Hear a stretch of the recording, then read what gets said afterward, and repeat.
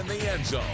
Brought to you in part by Ortho Georgia, the Sanford Company, Capital Cycle, and Dent Doctor of Macon. With Bill Shanks and Tucker Sargent. Thank you for sticking with us as we go over week 6 in the high school football season. The FPD Vikings had a tough opponent tonight at George S. Johnson Stadium, with the Lincoln County Red Devils making the trip south to Macon.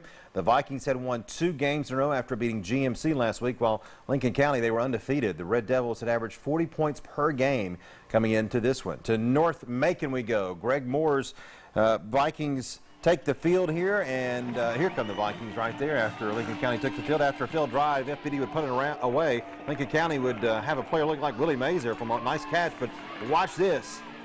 Boom! That hurt right there. Rocked them ribs.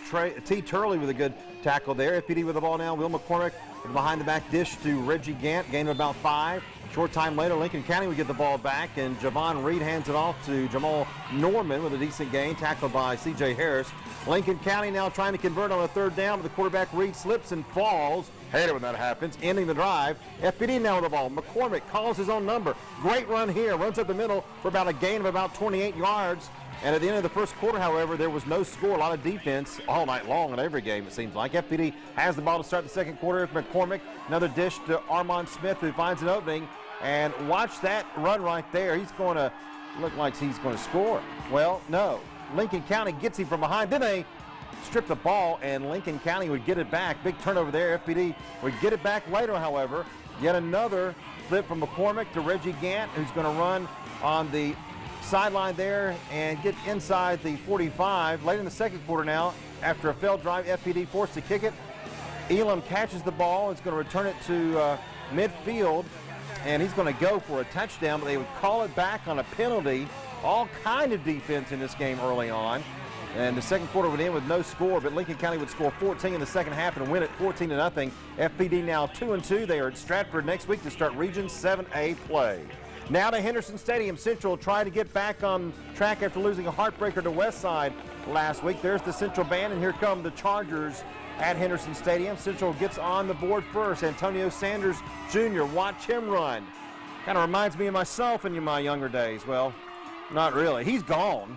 No one's going to catch him. 91-yard touchdown for the Chargers to get the extra point, and it was up and good, and it was 7-0 Central on top. Spencer tries to punt it, but it's a high snap here. The punter is going to be taken down right near the 1-yard line. Big play for the Chargers. Didn't take them long to punch it in either. Derek Evans going to keep it and runs it in for the 6 points for Central. The Chargers would mess the snap up here on the extra point.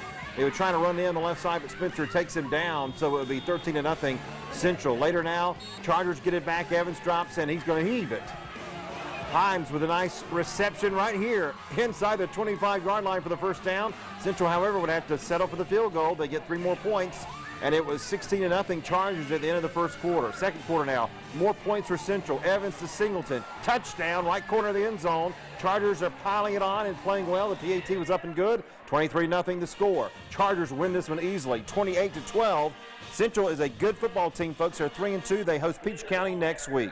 Speaking of Peach County, to Fort Valley now, the Trojans hosted Rutland in Region 2 AAA game. Here comes Peach County out first, and here come the Hurricanes. Great crowd, of course, as always in Fort Valley for both sides. Trojans get the ball first, number 9, Tyreek McGee. Hands off Chris Gibson. Watch this run right here. He's going to get all the way inside the 15, pushing them off, and gets right to the goal line. He's not in there yet. He's just short, but McGee would punch it in for 6 points, and the Trojans would be on the board first and score the PAT to make it 7-0. Rutland now on 4th down. They are punting it away, and it's blocked. Jalen Green, number 31, is going to pick it up and take off. He's going to be gone for 6 points. Big play there for Peach County, and they would be up 14-0 after the PAT. Rutland would be backed up in their own territory. Kivion Fuller drops back, throws it, picked off by Peach County. Thompson with the INT. Nice defense there by the Trojans. Antonio Gilbert now in at quarterback for Peach. Watch this. Tipped and caught by Curious Jackson. Good luck right there for the Trojans. And then Gilbert would punch it in for the 6 points, and they are rolling. The PAT would make it 21-0. Peach County would hold on and win it easily, 36-0 over Rutland. They are now 4-1 and will set up a great game with Central next week. Our game of the week, West Lawrence and Howard, is coming up right after this. Yeah!